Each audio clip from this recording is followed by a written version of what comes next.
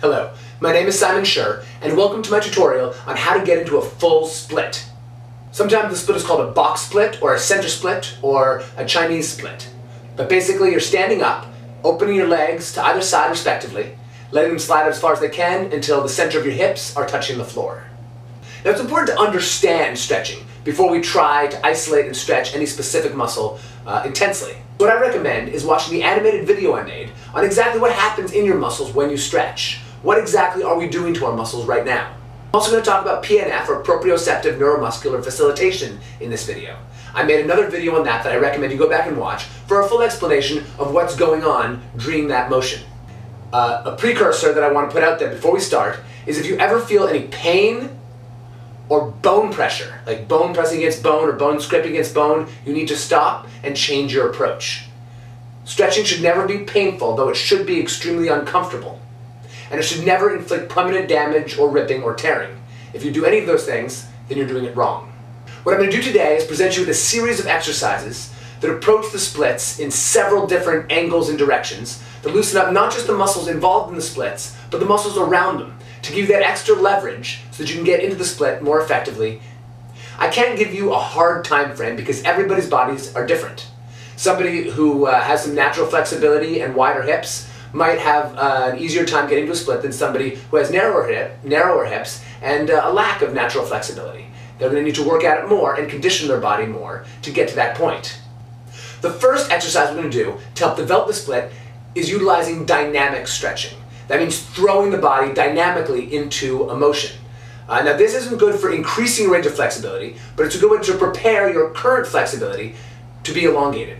So you do dynamic first, and then you follow that up by active and static stretching. The first stretch we're going to do is called a leg lift. You're going to put one leg behind you, leaving one leg in front of you, keeping the knees slightly bent. Take the back leg and dynamically, effortfully, lift it up with some force, swing it up as high as it'll go, and then pull it down. Start slow with this, and then build up your speed and momentum until you're pushing your leg as far as it can normally go, to the edge of your current range of flexibility. Do this on both sides. You'll do the same thing, swinging the leg to the side. So the leg you intend to swing up should go in front of you, and then you're going to swing it up to the side, and then bring it back down. Try not to let your hips open up while you do this. Now it's okay to have the heel off the floor before the stretch, but as you're swinging the leg with either the leg lift or the side leg lift, you want the standing heel to remain on the floor. If you have trouble balancing, or if you just want to put more effort into the legs and less on your core and maintenance of balance, you can do the same stretch while holding onto the wall, or a bar, or a table, or a chair at the back of a couch. So you hold on to it and perform the same motions, and you don't have to put the leg down if you have that assistance. Now it's important to warm up the muscles we're going to stretch, and the muscles directly involved in the stretch, it's good to get them really warm. So what we're going to do is we're going to hold on to something, chair, couch, bar, wall, extend the leg out in front of you with your toes pointed up. Keeping the leg completely straight, rotate the leg in a circle 5 to 10 times, and then in the other direction 5 to 10 times. Point the standing foot in the direction of whatever you're holding on to, or in the opposite direction from that which you're extending your leg. Straighten the leg, the toes should be sideways or pointing slightly down, and then let the leg from the hip rotate in a large circle 5 or 10 times, and then the other direction 5 or 10 times, making the circle incrementally smaller on each rotation. Now stand with your feet about a shoulder apart. Put your hands on your hips and let your hips rotate in a very large circle. Now we're not just moving our hips in a circle, we're moving to the very edge of what our hips can manage. So push your pelvis forward without bending backwards with your spine, just your pelvis, your hips, and rotate them to the side, around to the back, and to the other side, feeling where the edge of your hip socket is, and how your upper leg, your femur, is moving inside of that socket. That's a very important motion for this stretch. You need to feel and understand the range and diameter of your hip joint, and this is a stretch that will let you do that. Now your feet are connected to every part of your body. Going into a split stretch, you're going to want your feet to be well stretched out. It will make a huge difference. It may not seem like it, but the little bit of flexibility and relaxation that your legs and muscles will get from stretching out your foot before you go into deeper stretches is intense. So you're going to sit on your butt, stick your legs out in front of you, and cross one foot on top of the other. Grab the top ankle with the same side hand, and that same ball of the foot with the other side hand, the opposite side hand, and rotate the foot in a large circle 5 to 10 times, and then the other way. The reason we're grabbing under the foot is because we want the ankle to stretch. So So we're not just going to go on our normal range of motion, we're going to go beyond it using an outside force. Now you're going to punch your foot several times to get the blood flowing, to stimulate the nerves in the bottom of the foot. Now you can give yourself a foot massage. Start by rubbing around the base of the heel, and then through the pad of the heel. Walk your fingers up on the knife edge of the foot, the outside edge, and then walk them up the inside edge, trying to touch the bones through the skin and muscle each time. Then walk your fingers up, moving a centripetal motion down the center arch of your foot. Once you get to the pad, you do the same thing we do with the heel. Walk your fingers along it, pressing down in between each of the metacarpal bones in your foot. As you get to the edge of the pad and you get to your toes, bend each toe forwards, one at a time, as far as it will go. Try holding it down for about a breath. Do the same thing, bending your toe backwards, pulling your toe towards your knee. And then pull your toes apart, one at a time, stretching out in between your toes. Then take each toe one at a time and pull it out, away from your foot, as if you're trying to pull it off. You might feel a little pop, you might not, but hold that pulled stretch position for a minute, and then go on to the next toe. Perform this on both legs. Once you perform the stretch, push down on that knee.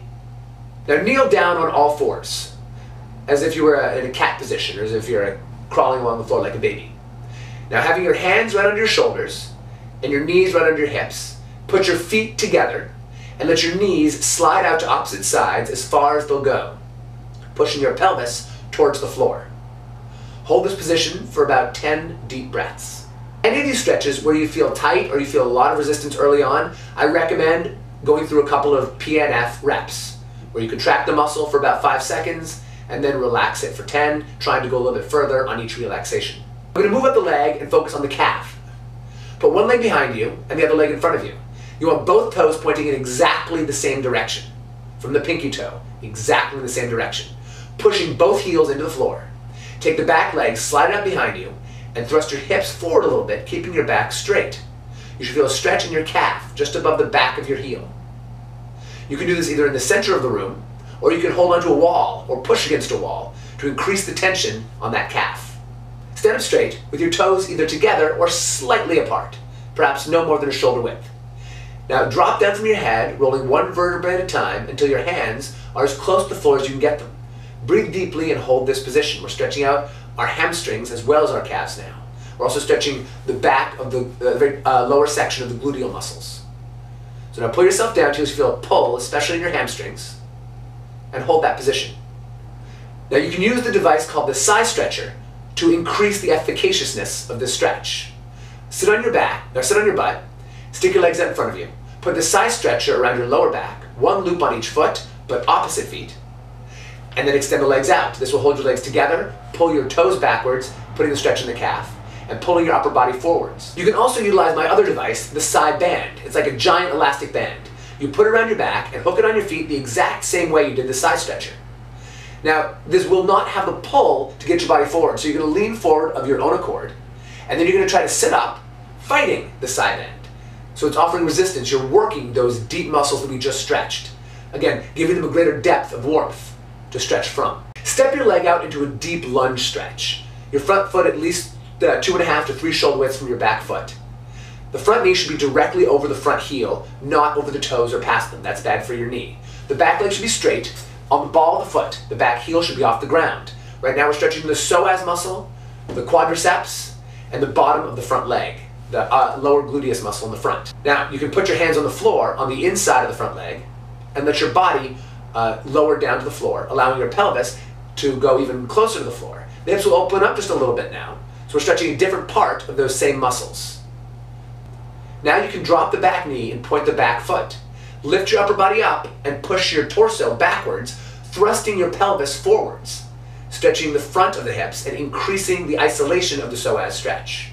Now you can bend the back knee, reach your outside hand, the same side as the front leg, around backwards towards that bent leg, thrust the pelvis forward, and pull the foot towards your gluteus. Lie on your back and stick your legs straight up in the air as far as you can. Allow them to open to the sides, keeping your knees straight, allowing gravity to pull you to the extent of your box split. Now we're working abdominal muscles and the top of your rotator muscles in your hips, so that your feet don't go towards the floor. Then you let the hip legs open as far as they can. Now we're going to increase the warmth and the strength and the mobility of your inner thigh muscles by bringing your feet together, almost clapping on top, and then letting your legs fall open to the side. Perform this 5 to 10 times. Now if you want to relax the abdominal muscles and focus on isolating the stretch on the inner thigh, we do the same stretch, but this time putting your butt against a wall and your feet also against a wall. Let the legs fall open to the side and let them hang there as far as they'll go, and then bring them back up together. Let them open and let them come back together.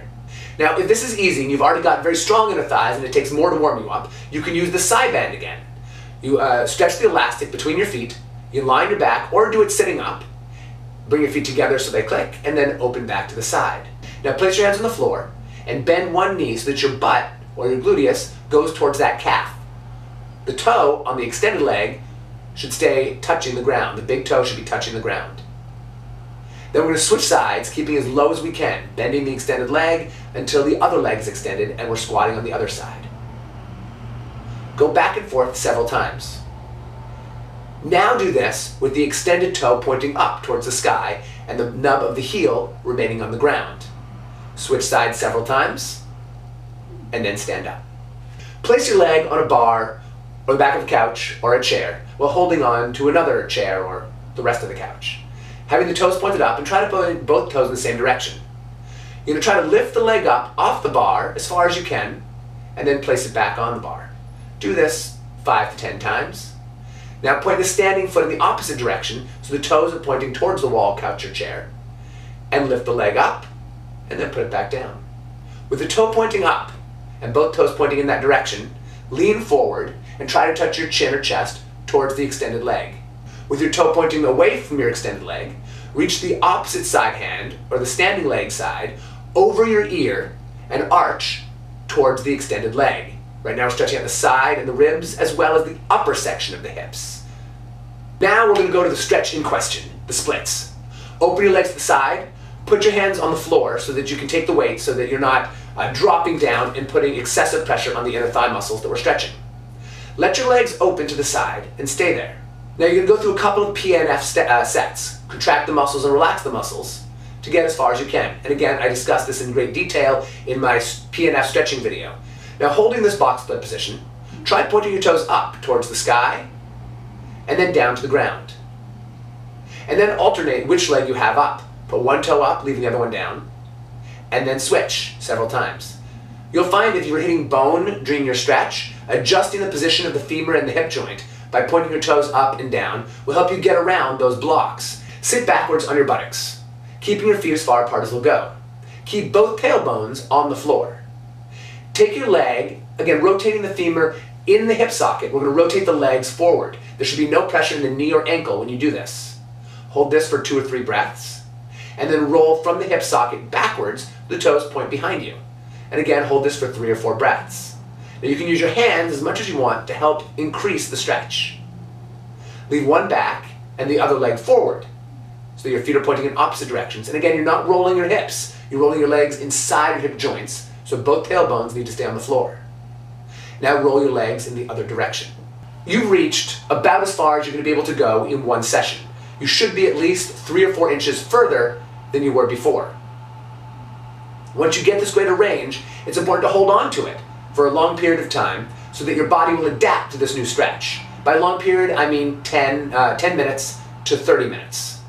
Now, if you're in a regular box split position, this isn't going to work because your wrists are going to get really sore. If you're not already in a full split, I should say. If you're trying to go further in this full split, then again, your wrists are going to get really sore holding this position. If you try to do it sitting on your butt, your legs will start to drift together. If you have a side stretcher, then you'll be in a great position to do this. Put the side stretcher around your back, the loops on your feet, and let it pull you into the same stretch position that you were in, if not a little bit further. Then you can sit there, hold the position, watch TV, read a book, do your homework, get work done, what have you. Thank you so much for watching this video on how to get into the splits. Don't forget to share, comment, like, and subscribe, and check out the other videos on my YouTube channel. If you're interested in getting your own side stretcher or side band, they're available on Amazon.com. The side stretcher is only $35 with free Prime shipping, and all the information to get to it is in the link below this video.